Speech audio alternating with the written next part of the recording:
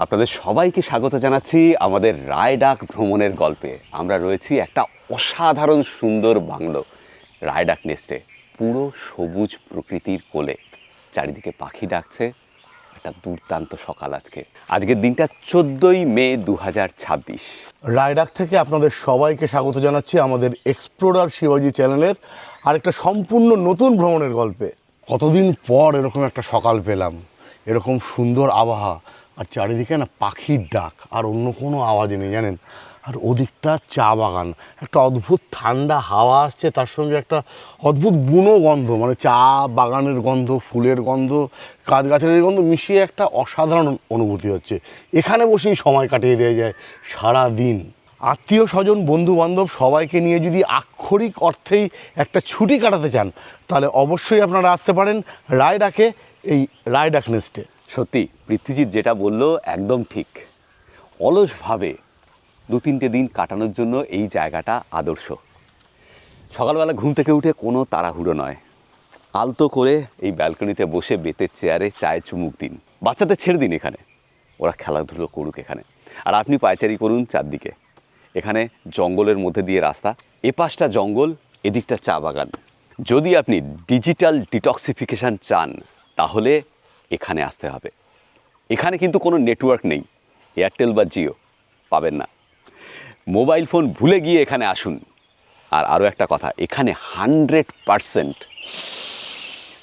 Free oxygen. এখানে AQI index দেখা গেলে বোধহয় 0 হতো। কোনো রকম কোনো ধূলিকণা নেই, পুরোপুরি অক্সিজেনে ভরপুর। আরও একটা কথা, আমাদের যে পঞ্চেন্দ্রিয় সব সময় স্ট্রেসড।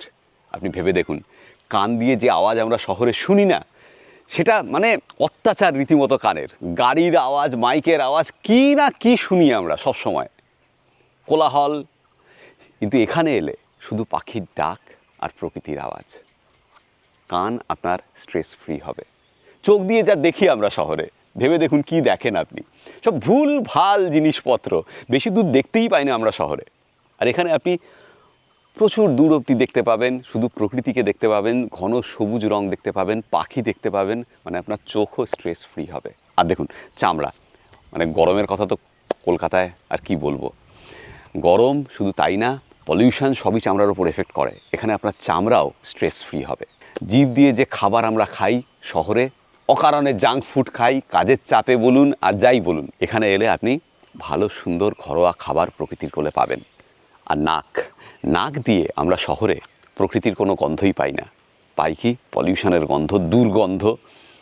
এখানে আপনি পাবেন ভরপুর প্রকৃতির গন্ধ। আপনার নাকও স্ট্রেস ফ্রি হবে। পঞ্চেন্দ্রিয়কে স্ট্রেস ফ্রি করার জন্য এখানে আসুন। কোনো সাইট সিইং পয়েন্টে ঘোরার দরকার নেই, এখানেই থাকুন, এখানে ল্যাদ খান, নিজের পঞ্চেন্দ্রিয়কে রিল্যাক্স করুন, কোনো মোবাইল ছাড়া। আর 100% অক্সিজেন। আর যদি আপনি চান যে আশেপাশে ঘুরবেন, খুব সুন্দর সুন্দর কয়েকটা জায়গা রয়েছে, আমরা যাচ্ছি আজকে, সেগুলো তো দেখতেই পাবেন। আর আজকাল তো আমরা এমন একটা সমাজে বাস করি, আমাদের ছোটোবেলায় আমরা যৌথ পরিবার দেখেছি, সবাই মিলে একসঙ্গে থাকতো আর কি। এখন কাজের চাপে বা অন্য যে কোনো কারণেই হোক, আস্তে আস্তে ভেঙে ছোট ছোট অংশে বিভক্ত হয়ে গেছে। আপনারা যারা সেই যৌথ ফ্যামিলির ফিলটা নিতে চান, এখানে 4টে ঘর আছে। আপনারা কিন্তু ফ্যামিলির সবাই মিলে এই বাংলোটাকে পুরোটা বুক করে সেই একটা ফিলিং কিন্তু ফিরিয়ে আনতে পারেন। সারাদিন আড্ডা, গল্প, গান, আর তার সঙ্গে আছে শিবাজি যেগুলো বলল, এই প্রকৃতি আর 100% অক্সিজেন। সকালবেলা লিটারেলি আমাদের ঘুম ভেঙেছে পাখির ডাকে, এবং এই পাখির ডাক সারা দিন চলে। গতকাল রাত্রিরে আমরা এসেছি এখানে, আপনারা জানেন যে রূপসীতে নেমে তারপর আমরা রায়মোনাতে সাফারি করে চলে আসি রাত্রিবেলা এখানে, তারপর রাতটা এখানে কাটাই। দারুণ সুন্দর খাওয়া দাওয়া, ঘরোয়া খাওয়া দাওয়া, অসাধারণ একটা এক্সপিরিয়েন্স হলো আজ সকালে। ওই হচ্ছে গেট দিয়ে ঢুকেই একটা সবুজ লন, দুদিকে বাগান, সোজা চলে গিয়েছে এই বাংলোর গেটে। ওখানে বাচ্চাদের জন্য দোলনা রয়েছে, এখানে বসার জায়গা রয়েছে, বারবিকিউ করার জায়গা রয়েছে, এখানে ক্যাম্প ফায়ার আর বারবিকিউর জন্য ব্যবস্থা রয়েছে। আপনারা বললে ওনারা আয়োজন করে দেবেন। চলুন আপনাদেরকে এবার ঘরগুলো দেখিয়ে দিই, কিন্তু তার আগে আরও একটা জিনিস দেখাবো এই বাগানে, সেটা হচ্ছে চারুল ফুল। মার্চ, এপ্রিল, মেতে যদি আপনি উত্তরবঙ্গে আসেন, তাহলে এখানে যে জারুল গাছগুলো রয়েছে তাতে দারুণ সুন্দর ফুল ধরে।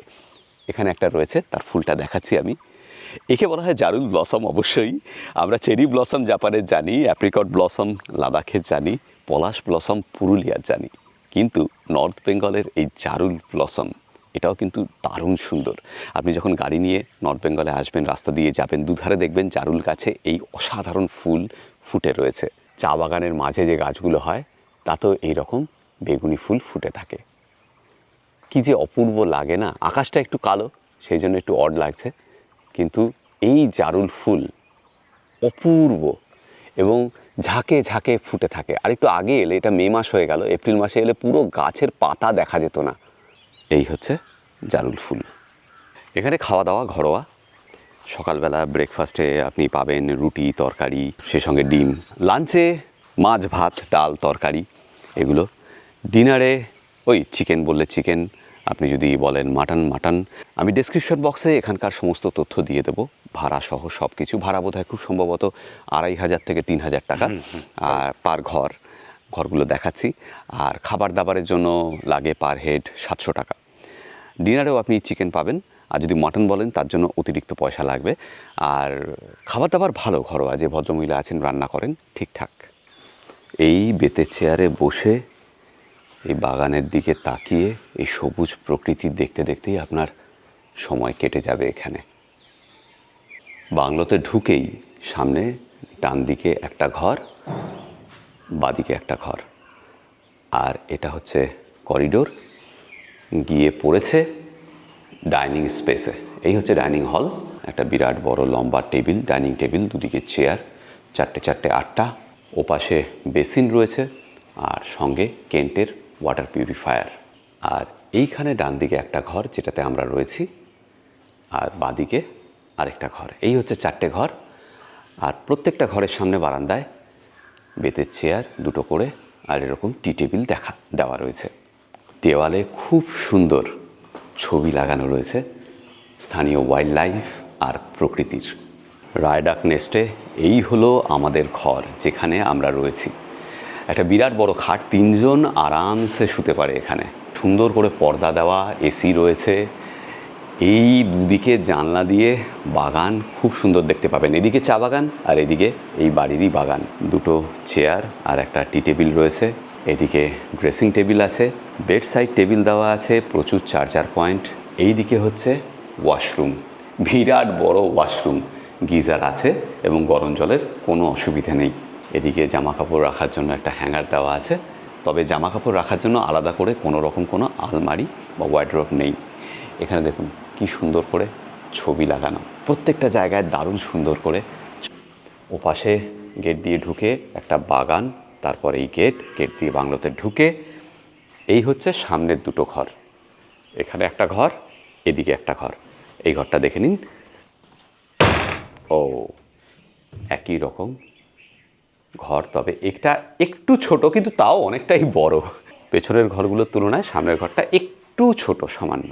দিক দিয়ে যদি পর্দাটা খোলেন বাইরের প্রকৃতি বাগান দেখতে পাবেন। এখানেও দেখুন কি সুন্দর করে ছবি লাগানো, ছিমছাম নিট অ্যান্ড ক্লিন ঘর। এখানকার ওয়াশরুম এবং এটাও যথারীতি বিরাট বড়, সঙ্গে গিজার। প্রত্যেকটা ঘরে গিজার রয়েছে। আরেকটা কথা, এই ঘর দুটোতে এসি নেই, কিন্তু এসি লাগানো হবে যতটুকু আমাকে মিঠুনদা বলল।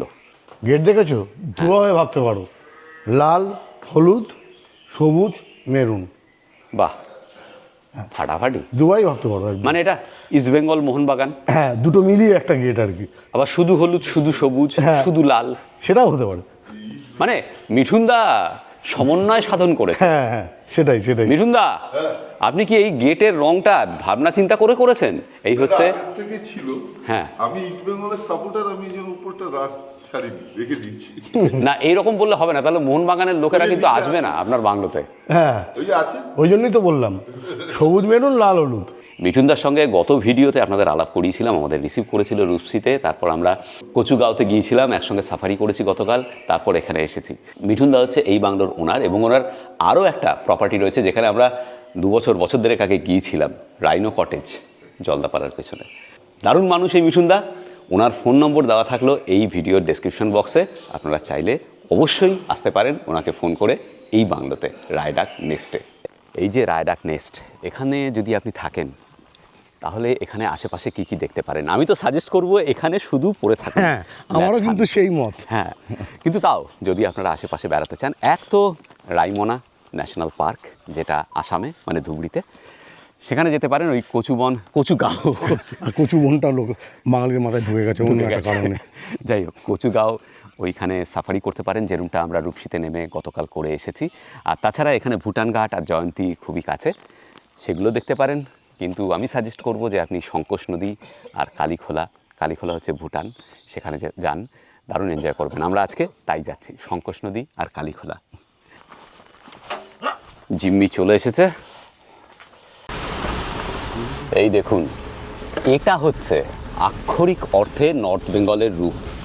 একদিকে চা বাগান, তারপর এই কাঁচা রাস্তা, দুদিকে এইরকম ঝোপঝাড় জঙ্গল, চারিদিকে সবুজে সবুজ, সেই সঙ্গে একটা অদ্ভুত জঙ্গলের বুনো গন্ধ। এটাই হচ্ছে নর্থ বেঙ্গল, ডুয়ার্স। এটা হচ্ছে রায়ডাক টি স্টেট, তার বাগান। এই রায়ডাক টি স্টেট বোধহয় অনেক পুরনো, তাই না? মানে 20 শতকের একদম শুরুর দিকে ব্রিটিশরা তৈরি করেছিল। তুমি আমাকে বললে যে একটা বাংলো আছে এখানে, সবচেয়ে পুরনো ব্রিটিশ বাংলো। সেটা 1901 সালে করা হয়েছিল। আচ্ছা। ব্রিটিশাররা রায়ডাকে একটা বাংলো বানিয়েছিল। সেটা হলো গিয়ে ডুয়ার্সের প্রথম, যদি বলা যায় ট্যুরিজম ডেস্টিনেশন হিসাবে এটাকে বলা যেতে পারে। অন্যান্য জায়গায় কি হয়, যে কোনো একটা প্রপার্টি হয়, এই প্রপার্টিটা পরে ট্যুরিজমের কাজে ব্যবহৃত হয়ে যায়, কিন্তু এটা ট্যুরিজম বা এখানে যারা আছে ব্রিটিশাররা এখানে একটু আরাম করবে, বিশ্রাম নেওয়ার জন্য এই বিল্ডিংটা বা বাংলোটা ওরা বানিয়েছিল। সেই হিসাবে দেখতে গেলে এটা ডুয়ার্সের সর্বপ্রথম ট্যুরিজম সেন্টার বা ডেস্টিনেশন বলা যেতে পারে। সামনেই হচ্ছে রায়ডাক নদী।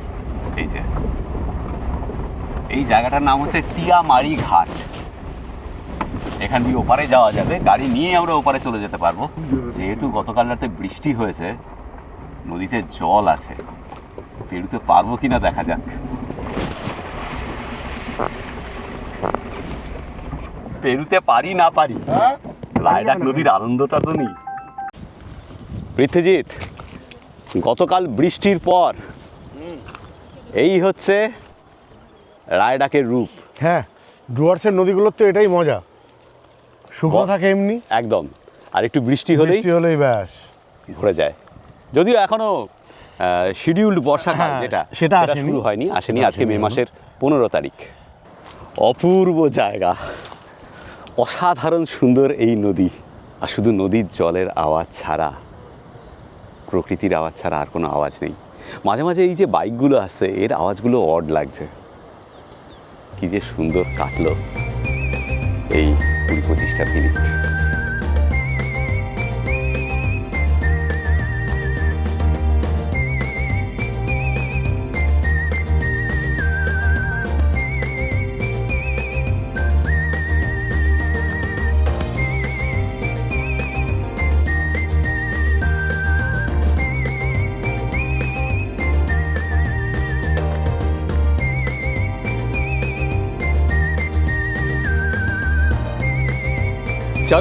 চড়ই বেতি, চলো, সবাই অপেক্ষা করছে।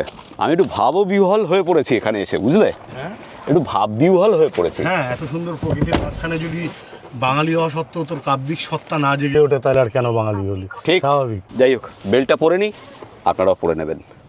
এখান দিয়ে তো নদী পেরুনো গেল না, আমরা যাচ্ছি 12 ভিসার দিকে। 12 ভিসা দিয়ে আবার জায়গা রয়েছে নদী পেরুবার। ছোট ছোট গ্রাম, সেখানে দেখুন এই যে টিনের দেওয়াল, টিনের চাল, একদম টিপিক্যাল উত্তরবঙ্গীয় আবাস। মাঝে মাঝে সুপারি গাছ, আম গাছ, জঙ্গল, এইরকম ছোট ছোট চায়ের দোকান।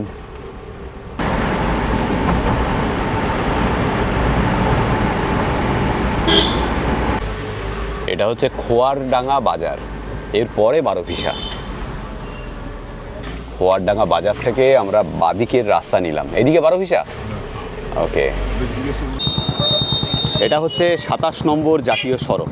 নতুন নাম্বারে 27 নম্বর, পুরনো নম্বর হচ্ছে 31C, 31C। আর বারোভিসা চৌপথি থেকে এই রাস্তা ঢুকে গেছে বারোভিসা বাজারে।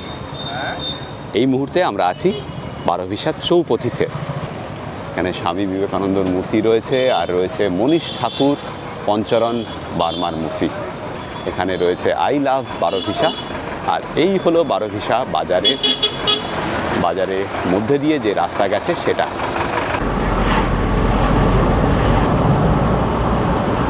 এই যে ছোট্ট জায়গাটা, এর নাম হচ্ছে পাগলার হাট বা পাগলা হাট। পোস্ট অফিস হচ্ছে কুমারগ্রাম এদিকে। আর এখানে একটা পুরনো জাগ্রত কালী মন্দির রয়েছে, পাগলাহাট কালী মন্দির। স্থানীয় লোকেদের কাছে এই মন্দির খুবই জাগ্রত।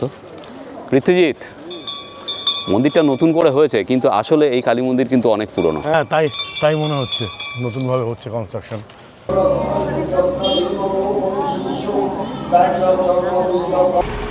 পাগলার হাট থেকে কিলোমিটার 4-5 আরও এলাম আমরা। তারপরে এই কুমারগ্রাম বাজার।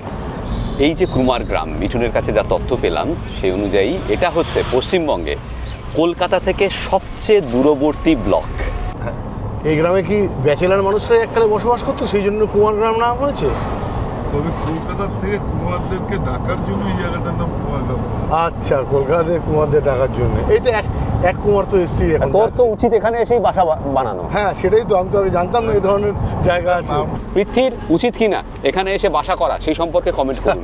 কুমারগ্রাম হচ্ছে পৃথ্বীর মতো মানুষদের জন্য আদর্শ জায়গা। হাটখোলা কুমারগ্রাম। আচ্ছা, এখানে এই যে দোকানটা, সাহা মিষ্টান্ন ভাণ্ডার, হ্যাঁ, একদম বাজারে। এখানে আমরা একটু চা বানাতে বললাম। একটা অতি সাধারণ মিষ্টির দোকান। পৃথ্বীজিৎ, কালাকাতরা খা আর সঠিক রিভিউ দে দর্শকদের। আমি তো খেয়েছি, আমি তোকে বলিও নি আমার কেমন লেগেছে, ভালো না খারাপ। না, সেটা বলিস না। এবার তুই খেয়ে দেখ। হ্যাঁ, একদম সঠিক রিভিউ। দারুণ দারুণ খেতে। সঙ্গে সিঙ্গারা নেওয়া হয়েছে চা দিয়ে খাওয়ার জন্য। ইয়েস। ও ভাই, আমি আরেকটা কালাকাত খাবো। কালাকাতটা সবাইকে ডেকে ডেকে খাওয়াতে। আমাদের ওখানে কড়া মিষ্টি হয় কালাকাতে, হ্যাঁ, আর এখানে ছানার গন্ধটা না একদম পারফেক্ট, অতি উপাদেয়, অতি উত্তম।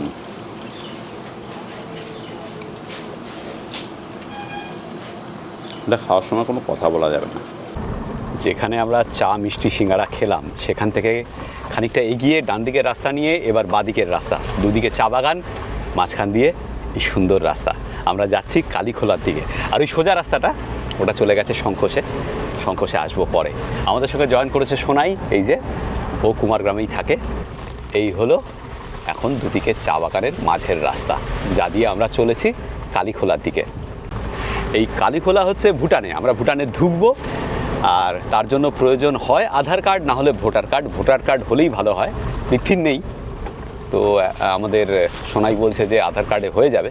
একজনের ভোটার কার্ড থাকা বাঞ্ছনীয় দলে।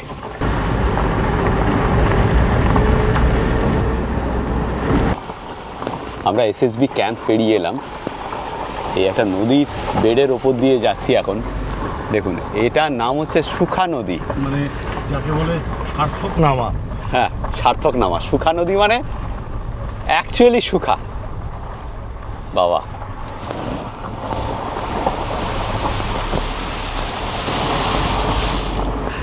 এসএসবি ক্যাম্পে পৃথ্বীজিতের আধার কার্ড আর হরিণ না, ওটা ছাগল। পৃথ্বীজিতের আধার কার্ড আর আমার বাকিদের ভোটার কার্ড ছিল, তাই দেখে ওখানে এন্ট্রি করে নিল। আমরা এগিয়ে যাচ্ছি বর্ডারের দিকে, কালীখোলা বর্ডার। সেখানে 0 পয়েন্ট পেরিয়ে ওদিকে ভুটানের আবার এন্ট্রি করতে হবে। ভুটানের দিকে গিয়ে দূরে ভুটান পাহাড় দেখা যাচ্ছে। এখান থেকে জয়গা কত দূর? 2.5 ঘন্টা লাগবে। 2.5 ঘন্টা? ও, আমরা বেরিয়েছি আজকে 10:30টার সময়, আর এখন ঘড়িতে বাজছে 1:30টা। এই আমরা ঢুকছি। Welcome to Lamoi Zingkha, Bhutan.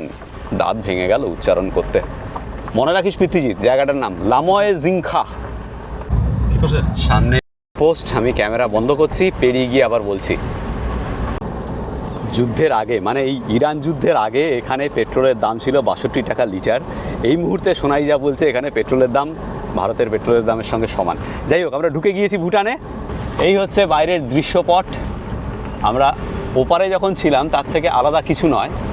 আপনারা হয়তো জানেন যে ভুটান কার্বন নেগেটিভ কান্ট্রি, মানে এখানে যে পরিমাণ কার্বন ডাইঅক্সাইড প্রডিউস হয় তার থেকে বেশি অক্সিজেন প্রডিউস হয়, বা কার্বন ডাইঅক্সাইডের যে অ্যাবজর্পশন সেটার সংখ্যা অনেক বেশি। তার মূল কারণ হচ্ছে ভুটানের গাছপালা।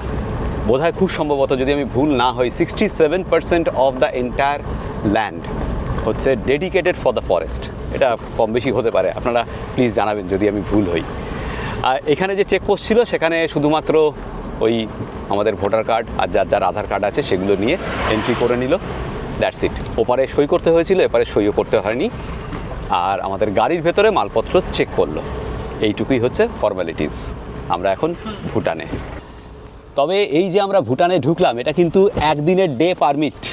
যদি আপনারা বেশি দিনের জন্য ভুটানে ট্যুর করতে চান তাহলে আপনাদের স্পেশাল পারমিট নিতে হবে, ট্যুরিস্ট পারমিট। তার জন্য পার ডে পার হেড আবার 1200 টাকা করে ট্যাক্স লাগবে। এই ট্যাক্সটাকে এখানে বলে সাস্টেনেবল ডেভেলপমেন্ট ফি। এই সাস্টেনেবল ডেভেলপমেন্ট ফি এই ব্যাপারে আমি বিশদে বলেছিলাম আমাদের ভুটান সিরিজের ভিডিওতে। যদি দেখে না থাকেন প্লিজ দেখে নিন। সেখানে আমরা পারো, কুনাখা এই সব জায়গা বেরিয়েছিলাম, থিম্পু সহ। বছর দুয়েক আগে গিয়েছিলাম সেখানে। এখানে আরও একটা জিনিস আপনাদের সঙ্গে শেয়ার করতে চাইবো, সেটা হচ্ছে যে অক্সিজেন 100%, টেনশন 0%। আমরা পেট্রোল পাম্পে এলাম তেল ভরার জন্য। একটু আগে বলছিলাম না যে তেলের দাম এখন সমান সমান। এখানে 100 টাকা 74 পয়সা হচ্ছে পেট্রোলের দাম, আর 96 টাকা 76 পয়সা হচ্ছে ডিজেলের দাম। এখন আর লাভ নেই, এই জন্যই বর্ডারে কোনো লাইন নেই। হ্যাঁ, আগের বার যখন আমরা অরুণাচল দিয়ে ভুটান বর্ডারে ঢুকেছিলাম সেখানে দেখেছিলাম বাইক নিয়ে আর গাড়ি নিয়ে প্রচুর মানুষ লাইনে দাঁড়িয়ে আছেন চেক পয়েন্টে ঢোকার জন্য, শুধুমাত্র এই পেট্রোলের আশায়। এবার আর সেটা নেই। ঘড়িতে ঠিক 2:05 আমরা যে জায়গায় এসে দাঁড়ালাম সেটা হচ্ছে সাংপাং ব্রিজ, একটা পাহাড়ি ঝর্ণার ওপরে এই ব্রিজ। দেখুন, আরেকটা কথা বলে দিই, এর ওপাশে আর আজকের ডে পারমিট নিয়ে আমরা যেতে পারবো না। এই হচ্ছে ব্রিজ, এই অবধি আমাদের সীমানা, আর এই হলো নদী। খুব সম্ভবত নাম সাংপাংই হবে। যদি ব্রিজের নাম সাংপাং হয় তাহলে নদীর নামও সাংপাং হওয়াটাই বাঞ্ছনীয়। ঠিক। নদী পুরো শুকনো। হ্যাঁ, না, মাঝে একটা ধারা রয়েছে খরস্রোতা। তবে পৃথ্বীজিৎ, ভুটান কিন্তু আলটিমেটলি মেনটেন করেছে। হ্যাঁ, তাই না? অবশ্যই অবশ্যই। এর আগের বড় আমরা যখন এসেছি সত্যি সেটা তো দেখেইছি। এদের প্রকৃতিটাকে বাঁচানোর জন্য যা যা করার দরকার সেগুলো ওরা করতে পেরেছে, যেটা আমরা পারিনি, হয়তো এত বড় দেশ বলে। আরেকজনের সঙ্গে আলাপ করিয়ে দিই ভালো করে। সোনাই কুমার গ্রামে থাকে। আপনারা যদি এই অঞ্চলে বেড়াতে আসেন তাহলে সোনাই আপনাদেরকে গাইড হিসেবে সাহায্য করবে এই জায়গাগুলো ঘুরে দেখার জন্য। সোনাইয়ের সঙ্গে যোগাযোগের জন্য আপনারা মিঠুনদাকে ফোন করবেন, ওর থ্রু দিয়ে সোনাইয়ের সঙ্গেও যোগাযোগ হয়ে যাবে। ওই ব্রিজ থেকে আমরা কিলোমিটার 2 পেছনে এসেছি, ব্যাক করছি বর্ডারের দিকে। তখন বাদিকেই মনাস্ট্রিটা পড়লো। কালীখোলা এলে সবাই মনাস্ট্রিটাতেও আসেন। বাহ, ওই দেখ কাঁচা আম। ভুটানের আম কীরকম উপাদেয় জানি না, তবে ভুটানের কমলা লেবু কিন্তু অসাধারণ। আমাদের দার্জিলিং কমলা লেবুকে ফেলিয়ে দেয় ভুটানের কমলা লেবু। গতবার যখন এসেছিলাম বলেছিলাম ভিডিওতে। একদমই শান্ত জায়গা, শুধু পাখির ডাক। পৃথ্বীজিৎ, শুনতে পাচ্ছিস? হ্যাঁ, একদম সুন্দর। কাল থেকে আমরা এই আওয়াজের মধ্যে, এই সাউন্ডগুলোর মধ্যে আছি। ন্যাচারালি গাড়ির শব্দ সারাক্ষণ তাই শুনে আমরা অভ্যস্ত, কিন্তু এখানে আসার পর থেকে নিস্তব্ধ প্রকৃতি আর তার মধ্যে মধ্যে পাখির ডাক। দারুণ দারুণ, সত্যিই দারুণ। শুধু গাড়ির শব্দ, ক্যাঁচ ক্যাঁচ হুল্লো, সে তো আছে। তারপরে কদিন আগে নির্বাচন গেল, নির্বাচনের আগে প্রত্যেক দিন প্রচারের আওয়াজ। আর এখন এই ডিজে সংস্কৃতি যেটা তৈরি হয়েছে ভাই, হ্যাঁ, গানের নামে গানের গুঁতো কাকে বলে, শব্দ ব্রহ্ম কাকে বলে, সেগুলো অক্ষরে অক্ষরে টের পাইয়ে ছেড়েছে আর কি। একদম। কাজেই এগুলো একটু প্রশাসনকে আমার অনুরোধ থাকবে আর কি, আমাদের অনুরোধ থাকবে এগুলোকে একটু দেখবেন আর কি, এতটা বাড়াবাড়ি, এতটা নয়েজ পলিউশন। কলকাতা একদম কলকাতা শহরে গাড়ির হর্নের মাত্রা বেঁধে দেওয়া উচিত। আপনারা যারা গাড়ি চালান সচেতনভাবে গাড়ি চালান, হর্ন না বাজিয়ে গাড়ি চালান। হর্ন বাজানোর কোনো প্রয়োজন নেই। আমি গাড়ি চালাতে জানি, আমি বলছি আপনাকে সচেতনভাবে। আমরা যেভাবে হর্ন বাজাই কলকাতা শহরে তার কোনো প্রয়োজন নেই। না একেবারে, মানে আমরা যেভাবে হর্ন বাজাই, তুই বলতে মনে বললো সিগনালে গাড়ি দাঁড়িয়েছে, রেড সিগন্যাল সামনে, সেখানেও হর্ন গাড়িটা হর্ন মেরে যাচ্ছে। ভুটানে এলে বুঝতে পারবেন কেউ হর্ন বাজায় না। কত শান্ত সুন্দর স্নিগ্ধ প্রকৃতি, শুধু পাখির আওয়াজ। মনাস্ট্রিটা বেশ পুরনো। মনাস্ট্রিগুলো যেরকম হয় না রং চঙে, এখানে মনাস্ট্রিটা একটু ম্লান, নতুন করে রং করেনি বলেই বোধহয় এরকম অবস্থা। গর্ভগৃহের দরজায় তালা মারা। ও পৃথ্বীজিৎ, সে মনে আছে ওম মণিপদ্মে হুম হুম হুম হুম হুম কি এলএসডি খেয়ে? সে আর মনে থাকবে না। দেখো এখানে কাউকে পাওয়া যায় নাকি? না, আমার এলএসডি খাওয়ার কোনো রকম ইচ্ছে নেই। এ তো মঙ্গললাল মেঘরাজ খাইয়ে দিয়েছিল। হ্যাঁ সেই আর কি, আমাকে যাতে কেউ খাওয়াতে না পারে সে ব্যাপারে আমি সচেতন থাকবো আর কি। কায়দা করে যাতে কেউ ফায়দা দিতে না পারে সেটা খেয়াল রাখতে হবে আর কি। রাখো রাখো রাখো। আর যেগুলো স্বইচ্ছায় করছো, যেগুলো স্বইচ্ছায় করছি সেগুলো তো ভালো সচেতনভাবে। জিনিস। সচেতনভাবে আমি তো অনেক জিনিসই করি, সেগুলো সবই ভালো। হ্যাঁ মানে সচেতনভাবেই কার্বন ডাইঅক্সাইড ছাড়ি আর কি। শুনেছিস নতুন সরকার কি বলছে? মদ ব্যান করে দেবে। তাতে আমার কি, আমি তো দুধ খাই, আমার তো এল্লো। কি যাবো হচ্ছে। সবাই তো দেখেছে আমাকে দুধ খেতে, রাত্রিবেলা আমি দুধ খাই, তার তো রিল আছেও আমাদের ইনস্টাগ্রামে। তাহলে আমার কি চাপ? আমার ওর সঙ্গে কোনো চাপ নেই। তবে মানে এটাও সত্যি আর কি, দেবতারা সোমরাস পান করেন আর কি, এবং সেটা ওই কাছাকাছি জিনিসে আর কি, মানে সুরাই সেটা আর কি। বাহ, ভালোই ওকালতি করতে পারবি তুই। না সেই বলছি, কাজেই দেবসুলভ গুণাবলী না থাকলে ওইসব অভ্যাস থেকে বিরত থাকাই ভালো। আমার আর কিছু বলার নেই, আপনারাই কমেন্ট করে জানান। ভেতরে কোনো বুদ্ধ মূর্তি নেই? না কিছু নেই, কিছু নেই। সব আসবাবপত্র, বিছানার তোষক বালি সেসব রাখা।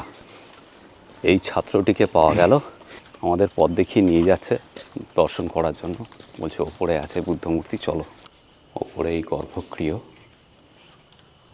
অতটা অ্যারিস্টোক্র্যাট নয়, খুবই সাধারণ। বুদ্ধং শরণং গচ্ছামি, ধম্মং শরণং গচ্ছামি,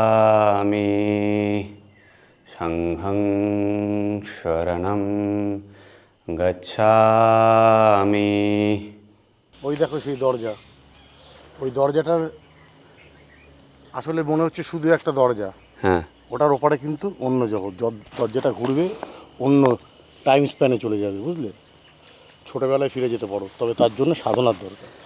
আমার কাছে সেটা প্র্যাকটিস করতে হবে, তবেই ওই দরজা দিয়ে তুমি ঢুকলে বুঝতে পারবে ব্যাপারটা। এটা তার প্রতীকী দরজা, দেখো শুধু দরজা, কিচ্ছু নেই।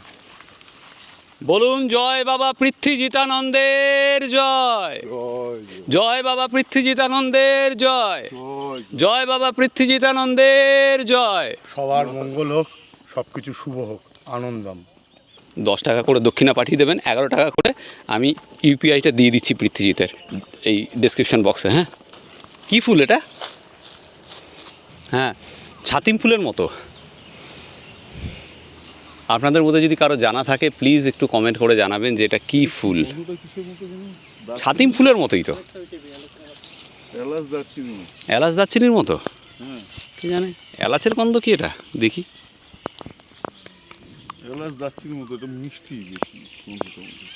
না, যদিও এইভাবে ফুল টুল তুলে খাওয়া উচিত না জেনে। এইখানে একটা বড় ফ্যালাসি আছে। আপনি ধরুন জঙ্গলে হারিয়ে গেলেন, তাহলে কি খাবেন বলুন তো? ধরুন 2-3 দিন ধরে জঙ্গলে ভটকাচ্ছেন, খিদায় আপনার একদম মরমর অবস্থা। তখন কিন্তু জঙ্গলের ফল, পাতা, কুড়ি, ফুল এগুলো খাওয়ার চেষ্টাই করবেন না। কারণ যে কোনো কিছু, এই জিনিসগুলো বিষাক্ত হতে পারে জঙ্গলে, না জেনে। যদি আপনি জানেন যে না এই ফলটা ঠিক আছে, আপনি চেনেন, তবে খেতে পারেন। তাহলে খাবেনটা কি? খাবেন হচ্ছে সাপ, ব্যাং, ইঁদুর, ছুঁচো, বন্যজন্তু ছোট ছোট, এসব মেরে খেতে হবে। হ্যাঁ, ওই ইনসেক্টস, এগুলো মেরে পুড়িয়ে খেতে হবে। ঘড়িতে 2:30, আমরা লামোইজিংখা বাজারে, ছোট্ট একটা বাজার, এখানেই লাঞ্চ করব, সেরকমই প্ল্যান করেছি আমরা। এই রেস্টুরেন্টটায় ঢুকেছে সবাই, সুমিত্রা রেস্টুরেন্ট। আমরা লাঞ্চ করছি আজকে চিকেন চাউমিন দিয়ে এই রেস্তোরাঁয়। কেমন? পৃথ্বীজি দুধ দিয়ে চাউমিন খাচ্ছে, মানে চাউমিন দিয়ে দুধ খাচ্ছে। এটা তোকে দুধকে বলবো?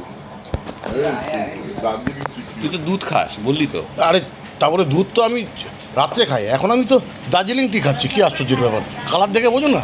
ও আচ্ছা, পৃথ্বীজি দার্জিলিং টি দিয়ে চাউমিন খাচ্ছে। তাহলে এ তো ভালো জিনিস। কমেন্ট করে ধুইয়ে দিন। আমাদের সব মিলিয়ে বিল হলো 730 টাকা। সকালে ওই যে দোকানে আমরা সিঙ্গাড়া, চা আর কালাকাঁদ সন্দেশ খেলাম কুমারগ্রাম বাজারে, সবগুলো দামই হচ্ছে 10 টাকা করে, মানে সিঙ্গাড়াও 10 টাকা, চাও 10 টাকা, আর ওই অসাধারণ কালাকাঁদ সেটাও 10 টাকা। ঘড়িতে এখন 3:20। আমরা রওনা দিলাম লাঞ্চ করে।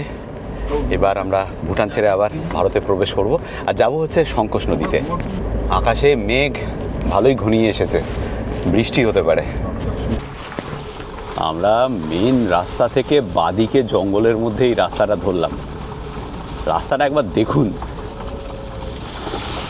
ঝিঝি পোকা ডাকছে, আর এগুলো সব শাল সেগুনের গাছ, সেগুনই বেশি। পুরো জঙ্গলের মধ্যে দিয়ে যাচ্ছি ভাই। এই পথে কিন্তু হাতি যায় 100%। সাধারণ রাস্তা। সামনেই সংকোশ ফরেস্ট ভিলেজ।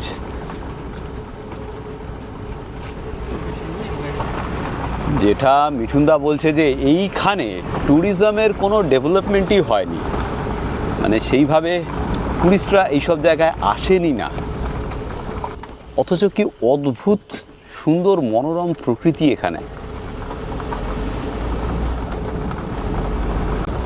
এই হচ্ছে সংকোশ ফরেস্ট ভিলেজ। কি সুন্দর সুন্দর ছোট ছোট বাড়ি এখানে দেখুন, অপরূপ গ্রাম। এইখানে হোমস্টেও নেই, তাই তো? অসাধারণ সুন্দর একটা গ্রাম, দেখতে পাচ্ছিস পৃথ্বীজিৎ? অপূর্ব অপূর্ব, ছোট ছোট বাড়ি, সুপারি গাছ, ফুল গাছের বাগান, দুদিকে রাস্তার দুদিকে বাড়ি। আহা, এখানে সুপুরি গাছ লাগিয়েছে নতুন। এই গাছগুলো বড় হলে এই জায়গাটা আরো সুন্দর হবে। দূরে ভুটান পাহাড় দেখা যাচ্ছে। পুজোর সময় যদি আসেন, অক্টোবর মাসে বা নভেম্বর মাসে, যখন এখানে ধান বোনা হয়ে যাবে, এখানে ধান পেকে যাবে, তখন এই জায়গা কেমন লাগবে? অসাধারণ লাগবে হলদে ধান যখন এখানে ভরে থাকবে মাঠে। এখন ভিলেজে ঢোকার মুখে যে শাল গাছের জঙ্গল, ওই ব্রিজটা পেরিয়ে যে শাল গাছের জঙ্গল, সেখানে এসে দাঁড়ালাম। জাস্ট একটুখানি ব্রেক। শুধুই নিস্তব্ধতা। দুর্দান্ত লাগলো এই সংকোশ ফরেস্ট ভিলেজ।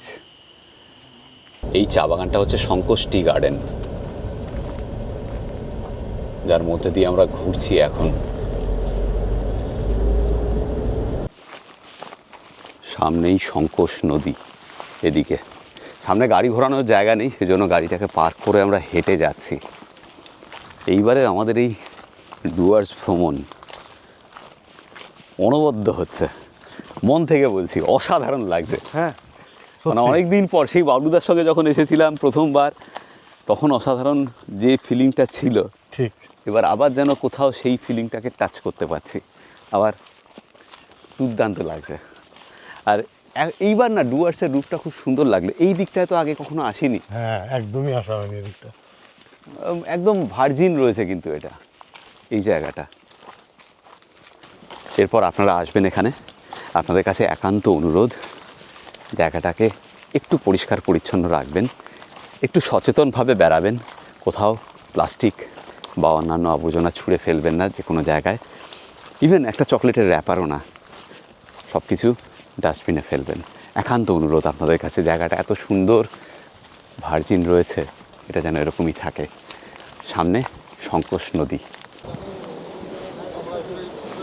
স্রোত দেখুন, স্রোত, ওরে বাবা, বাপ রে বাপ, সাংঘাতিক স্রোত। সাংঘাতিক সাংঘাতিক।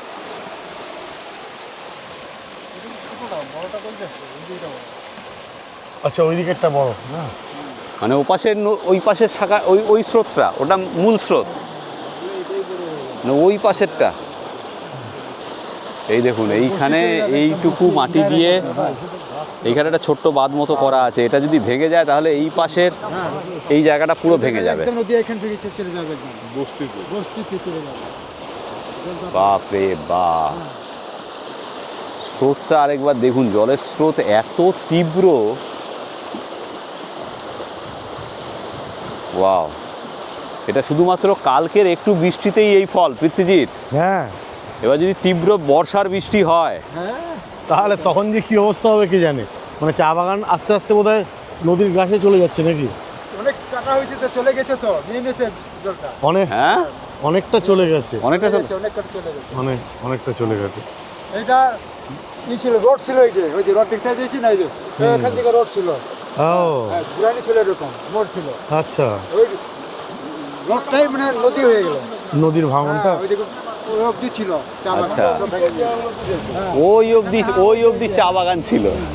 বড় গাছটা, হ্যাঁ, চলুন ড্রোনটাকে ওড়াই, পাখির চোখে দেখুন এই জায়গাকে।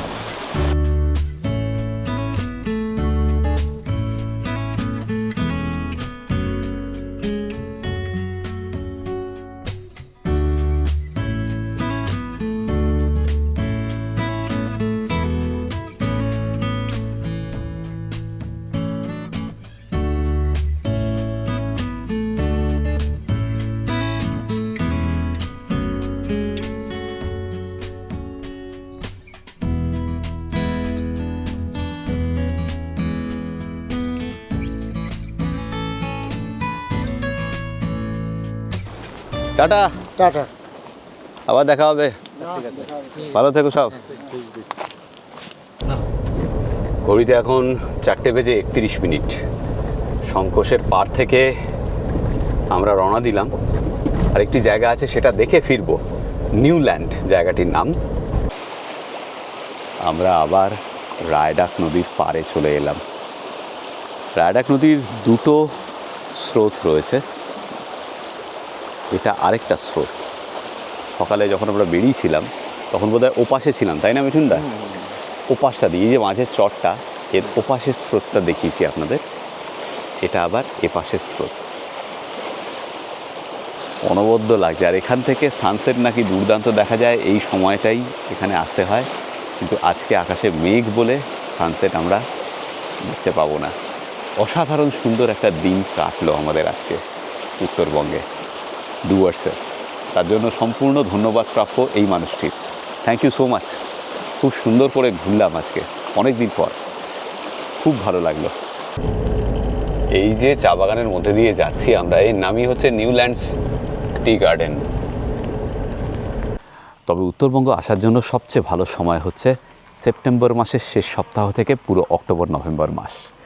বর্ষা যখন চলে যায় সেই সময়টা, আমি এটা আগেও বলেছিলাম, তখন এখানে সব জায়গায় ঝোড়াগুলোতে জল থাকে, নদীতে ভরপুর জল থাকে, আর সবুজে সবুজ থাকে পুরো উত্তরবঙ্গ। ওটা আমার কাছে উত্তরবঙ্গ ভ্রমণের সবচেয়ে ভালো সময়। আমরা নিউল্যান্ডস টি গার্ডেনের বস্তির একদম শেষ প্রান্তে চলে এসেছি। এই বাড়িগুলো এখানে রয়েছে, প্রচুর সুপারি গাছ এখানে, আর সামনে দেখুন ফেন্স করা, ওর পরে আর যাওয়া যাবে না, ইলেকট্রিক তার দিয়ে ফেন্স করা রয়েছে, ওপাশটা জঙ্গল। এখন আমরা ফিরে যাব রায়ডাক নেস্টে। আগামীকাল আমরা যাব এখান থেকে লাভাতে, সেই সব গল্পতে আসবে এর পরের পর্বে। ভালো থাকবেন সকলে। কেমন লাগলো আজকের ভিডিও, এই উত্তরবঙ্গ ভ্রমণ প্লিজ কমেন্ট করে জানাবেন। ডেসক্রিপশন বক্সে মিঠুনদার নাম্বার দেওয়া রইল, যদি আপনারা রায়ডাক নেস্ট আসতে চান ওনার সঙ্গে যোগাযোগ করতে পারেন। আর ডেসক্রিপশন বক্সে আমি ওই হোটেলের রায়ডাক নেস্টের যে ট্যারিফ তার বিবরণও দিয়ে দেবো। আর যেটা আমি সবশেষে বলি, সবাই ভালো থাকবেন, ভীষণ আনন্দে থাকবেন, আর সঙ্গে অবশ্যই রাখবেন আমাদের চ্যানেল এক্সপ্লোরার শিবাজি। নতুন নতুন জায়গা, নতুন নতুন ভ্রমণের গল্প নিয়ে আমরা ফিরে আসব আপনাদের কাছে। টাটা। ভালো থাকবেন সকলে। আমি শিবাজি, আর আমি পৃথ্বীজিৎ। আর আপনারা দেখছেন আমাদের চ্যানেল এক্সপ্লোরার শিবাজি। আমরা বিভিন্ন জায়গায় ঘুরে বেড়াচ্ছি, একটা ভিডিও করে এই চ্যানেলে দিচ্ছি। যদি ভিডিওগুলো ভালো লাগে তাহলে অবশ্যই লাইক, শেয়ার এবং সাবস্ক্রাইব করবেন। সাবস্ক্রাইব করার সময় বেল আইকনটা অবশ্যই ক্লিক করবেন, তাতে আমরা যখনই একটা ভিডিও দেবো তার ইনস্ট্যান্ট নোটিফিকেশন আপনাদের কাছে পৌঁছে যাবে। সকলে ধরিল হাতে হাত ভরসা করে, সোহাগে ভাসালো শিবাজি একরারে, হইল ধন্য পৃথ্বী শিবাজির এই জুড়ি, নতমস্তকে সকলের গড়গড়ি। জাগরণে কিংবা ঘুমে থাকবো সকল মরশুমে, হোক না গরম কিংবা দারুণ শীত। ছিল শিবাজির উড়ান, সাগুরিল পৃথ্বীজি, ছিল শিবাজির সফর, হাত ধরিল পৃথ্বীজি।